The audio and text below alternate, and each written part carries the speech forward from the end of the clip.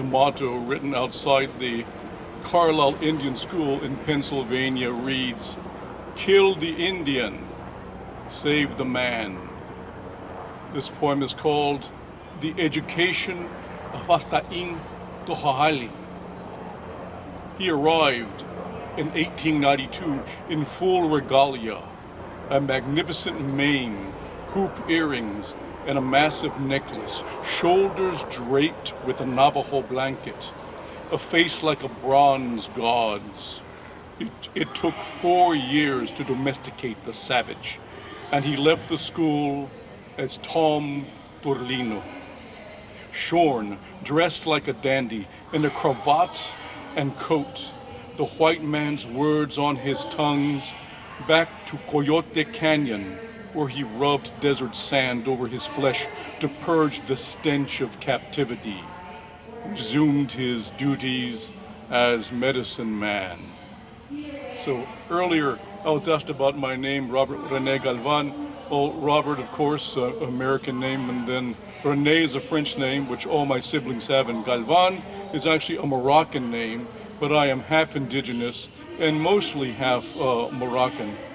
And so this book examines my heritage and also racism in the United States. But not all the poems are about that. This one is the color of the soul, stemming from these weekly catechisms we were forced to endure as children. The color of the soul. What is the color of the soul? Ineffable waft sealed into flesh by a dervish of sand. Is it truly the white milk of God's grace, progressing to black with each transgression? Or rather like the radiance of the symbiont orchid, its tendrils clasping the body for passage? Or is it an aura, the nebula hosted by the wary chameleon? Or perhaps like the invisible residue of a plucked string, a migrant tone in the darkness?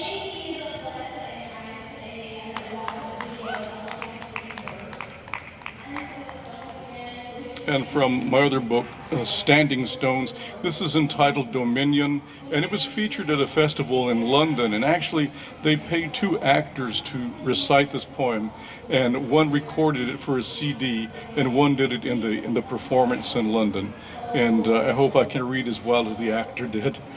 Dominion. Who can say how the weaver bird builds his mansion from 1,000 blades of grass? The warp and weft of his ebony beak for the prospect of love, or how the foal unfolds from her wet heap and trembles to her feet, ready to take her place in the field of thistles and wild yarrow, or how the tadpole evades the mandibles of the dragonfly larva, unaware that he will soon become a frog and exact revenge with his darting tongue, or how the lumbering leatherback, an angel in the water, returns to the same sand to bury her clutch year after year, or how the egret knows when the feast will hatch on the shore, or how the hornet's silo emerges from saliva and pulp and from a paraganglia, and likewise the host of butterflies navigate the continent from the bundle in the thorax, and how our own pale progeny arrive writhing and helpless to assume dominion.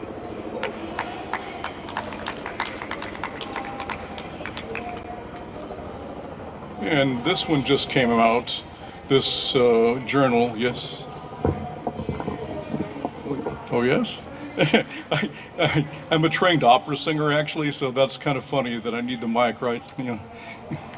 So, Humana Obscura is magazine issue 5 just came out, and they featured mine as the first poem in this lovely journal, and it was inspired by a magnolia tree in my in-laws' yard.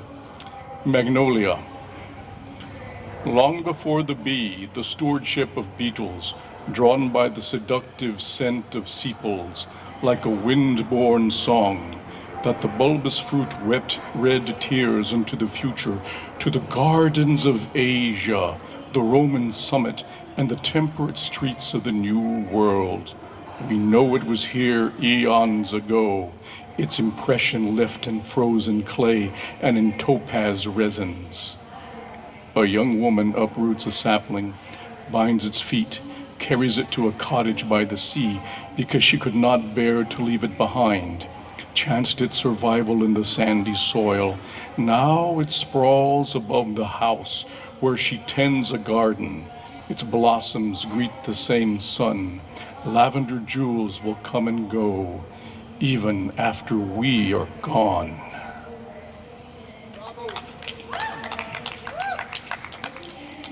Now for my book from Adelaide, The Shadow of Time, and let me find Le Bleu. Here it is. Le Bleu is the blue hour, and it's subtitled The Time of Evening because for the French, Le Bleu is the gloaming. And I have an epigraph by Jacques Goulin, who was a perfumer at the turn of the last century, and he says this: "The sun has set, but night has not yet fallen. It's the suspended hour, the hour when one finally finds oneself in renewed harmony with the world and the light. The night has not yet found its star." Le Bleu. As the world folds into shadow, a gray tapestry descends. The coyotes lament from the wild place across the creek, and the fading chorale of the late train awaken crepuscular birds who inhabit the rift like rare gods. Abuelo sits in the cleft of a mesquite, his rolled tobacco flickering with the fireflies as a dim lantern receives the adoration of moths. A cat's eyes glow green in the gloaming light, and a cloud of mosquitoes devoured by bats. The outhouse moans open, and the boy treads quietly on the moonlit stepping stones through the corn and calabacitas under the windmill as it measures the October wind. Pupils widen like black holes, ingest the night spirits, and he cannot yet imagine a world beyond these stars, or that he will someday live in a place where it's never dark. And I must say, you see the blood on my finger, as I mentioned these mosquitoes devoured by the bats, I was bitten by a large mosquito. What does that mean? That's a sign, yes. This poem was nominated last year for the Pushcart Award, actually. Let's see. I'll just read a few. I'm going to skip most of my list since we're behind. Let me go to one that has some meaning, contemporary meaning. The sleep of reasons produces monsters. And this is after the Francesco Goya's engraving, El sueño de la razón produce monstruos. And you may recognize that etching where the man is asleep on the desk and all these monsters are flying, bats and creatures around his sleeping head. So the sleep of reason produces monsters. Ignorance awoke in the storm of witless starlings, blackened the sky with dread. Minions led like the bull who follows red to his own demise. Faint assurances, enormous walls cannot quench the plague or the machinations of the slaughterhouse. Caged minions and tent cities in the desert, old resentments channeled into amnesia, diversions, throngs memorized by the looking glass light, walk the street like the undead while the world bastes in its own detritus. But crisis forces change. A dim lamp glows on the horizon, the turning of night into a sky of blue.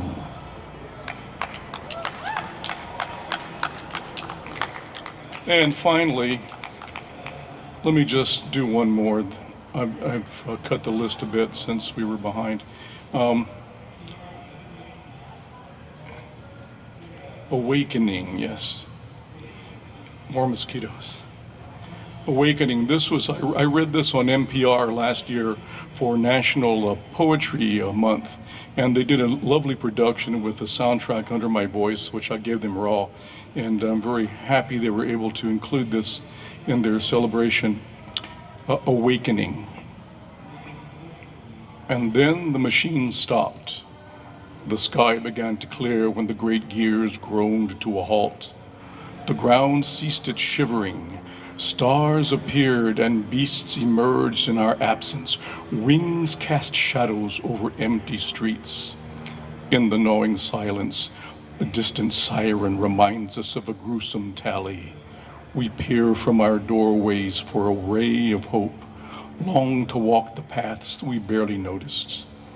In the ebb and flow of life and death, we inhabit the low tides, a scant respite from irresistible waves.